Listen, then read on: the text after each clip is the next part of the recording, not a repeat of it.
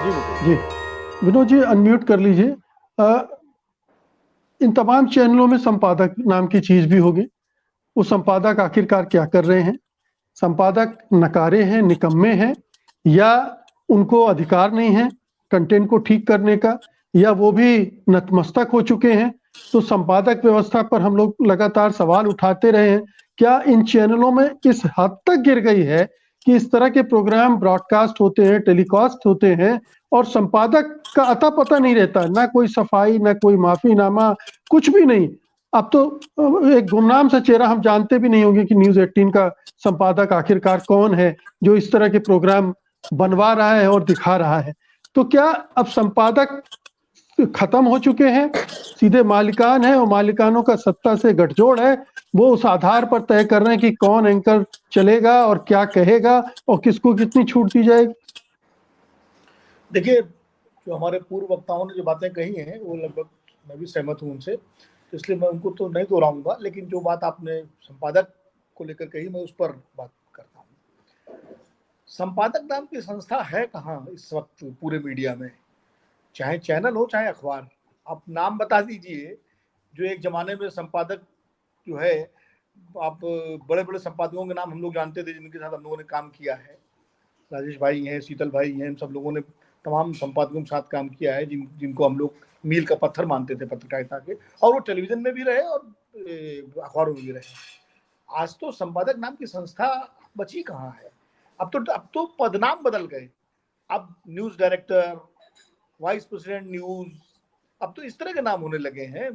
CEO, जो corporate के नाम हुआ करते थे, पदनाम हुआ करते थे, अब चैनल्स में जो है खास करके वो उस तरह के नाम होने लगे हैं। आप देखिए, अभी एक चैनल से कोई जाएगा, साहब वाइस प्रेसिडेंट न्यूज उन्होंने वहां ज्वाइन कर लिया, फलाने न्यूज डायरेक्टर हो गए, वो फलाने वो हो गए, उस तरह के डिजिग्नेशन हो गए। जो हम लोगों के जमाने में संपादक, कार्यकारी संपादक, प्रबंध संपादक, इस तरह के जो पदनाम होते थे, अब तो पदनाम भी बदल गए। तो अब दरअसल संपादक नाम की संस्था लगभग लुप्त हो चुकी है। और आज की तारीख में एक भी बड़ा नाम, जैसे एक जमाने में राजेंद्र माथुर, प्रभास जोशी, गिरलाल जैन, अरुण शौरी, एमजे अकबर, एसपी सिंह, उदयन शर्मा, ये सारे नाम हुआ करते थे संपादक के नाम पर। आप कहीं भी गिनते, हिंदू मृणाल पांडे, जो भी। आज तो अब नाम बताइए किसी, इक्का दुक्का कोई कहीं हो तो उस तरह के नाम ही नहीं बचे। नंबर एक।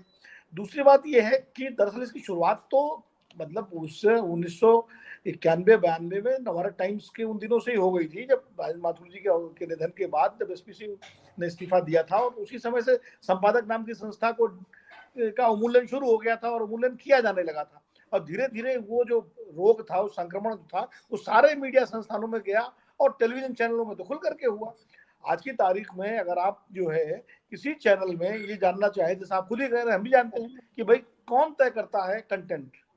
अब वो कंटेंट हेड एक है, असाइनमेंट का एक अलग आदमी है, उसका जो है गेस्ट का कोई अलग है, मतलब इतने सारे उसमें वो है कि जिम्मेदारी लेने के लिए कोई तैयारी नहीं है।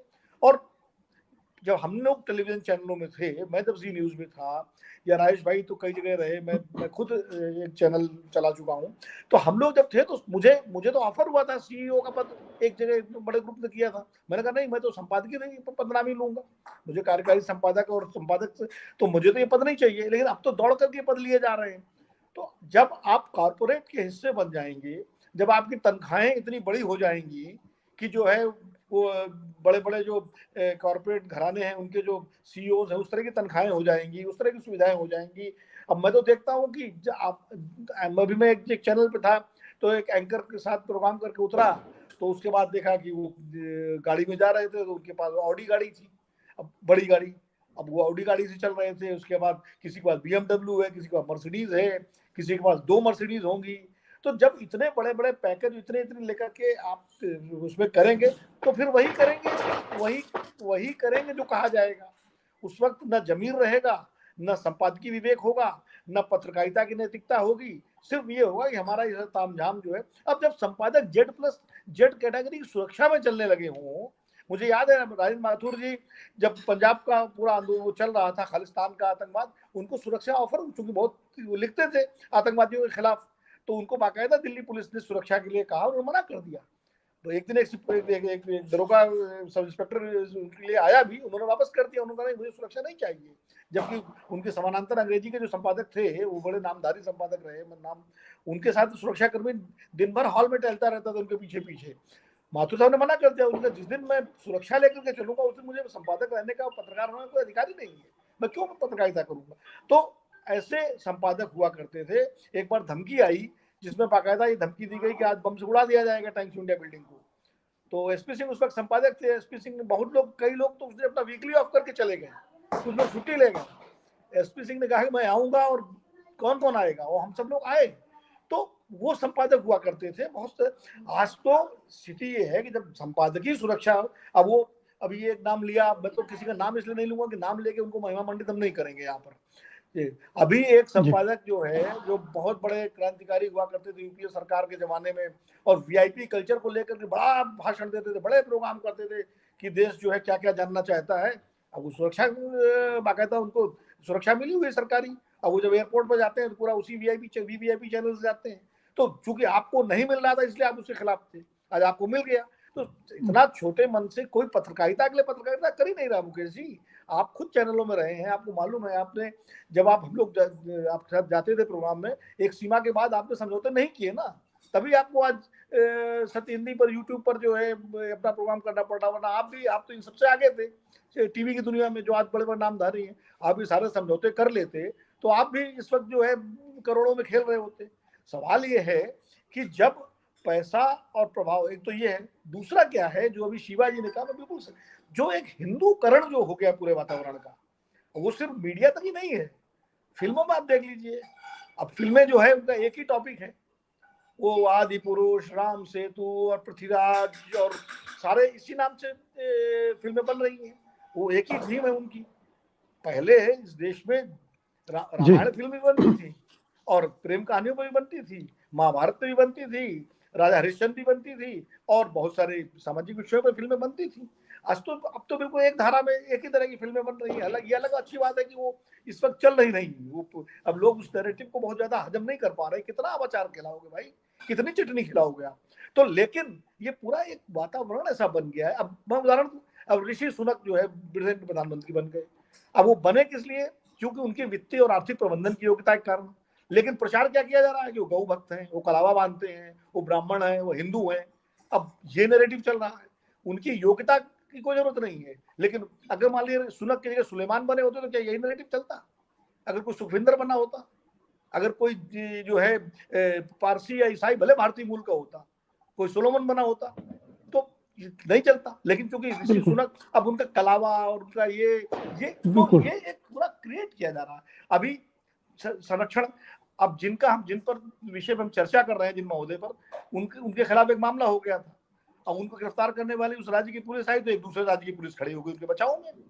अब तो अजीब स्थिति हो गई है भाई, वो खाली हाथ लौट गई। तो जब इस तरह का वातावरण होगा, और संस्थान का संरक्षण, सत्ता प्रतिष्ठान का संरक्षण, और समाज के एक बड़े उस वर्ग का संरक्षण जो वाकई इस नैरेटिव को पसंद करता है और जो जिसका एक सांप्रदायिकरण हो चुका है, ये सारे संरक्षण जब मिलेंगे, और पैसे मिल रहे हैं, पैकेज मिल रहा है, सुरक्षा मिल रही है, और आप चेहरे भी बने हुए हैं, सेलिब्रिटी भी बने हुए हैं, तो काहे वो तो करेंगे ये। सवाल ये, सुप्रीम कोर्ट ने अभी जो हेट स्पीच को लेकर के एक कड़ा स्टैंड लिया, और पुलिस को कहा, राज्यों सरकारों को कहा कि भाई आप सुओ मोटो कार्रवाई क्यों नहीं कर रहे हैं, संज्ञान क्यों नहीं ले रहे, इसके कानून बने हुए हैं। आखिर इसके बावजूद आप देख लीजिए, ये कहे, ये इसका तो छोड़ दीजिए, संस्था का, एनबीडीएसए का, सुप्रीम कोर्ट के इस स्टैंड के बाद भी क्या अभी तक कोई कड़ी कार्रवाई आपने कहीं पुलिस की देखी है किसी उसके हेट स्पीच? सही है भाई, चौरसिया जी ने कहा कि आजम खां वाला जो है बयान, जिस पर आज उनको सजा हुई है, ठीक है, अदालत का फैसला है, और बड़ी अदालत में चुनौती देंगे, क्या निर्णय आता है उसके बाद। लेकिन इस तरह के बयान तो नेता लोग बहुत पहले भी देते रहे हैं कि भाई हम नौकरशाही को बताते हैं कैसे काम किया जाता है, नौकरशाही अपना रवैया सुधार ले, अफसर अपना रवैया सुधार लें। इस तरह के बयान तो डेमोक्रेसी में बहुत सारे नेता जो है देते हैं कि भाई, चूंकि आमतौर पर माना जाता है कि लोकतंत्र में असली सत्ता तो चुने हुए निर्वाचित प्रतिनिधियों के पास होती है, जी अब लेकिन वो हेट स्पीच में आ गया। अब दिल्ली के सांसद जो है वो अभी कुछ दिन पहले विनोद बोले जी, वो मेरी हेट स्पीच में व्यग्रता बढ़ विश्वास रही है। करवाएगा, या एक जो है नेता जो है उत्तर प्रदेश में उन्होंने ऐसे ही कुछ बोला। बहुत सारे लोग बोलते रहते हैं जी तो अब हेट बिल्कुल। स्पीच की परिभाषा भी अलग अलग हो गई है। तो भाई मुकेश जी, ये पूरा जो है मामला ऐसा है कि ये जो अभी राजेश बादल जी ने कहा, मुझे लगता है कि इसका इसका समाधान कोई वैसे नहीं होगा। इसका तो जनता ही इसको अस्वीकार करे, लोग ही जी अस्वीकार करें, और करना भी शुरू कर दिया है। आप देखिए जी, इस पर आते सोशल हैं, इस पे आएंगे विनोद जी।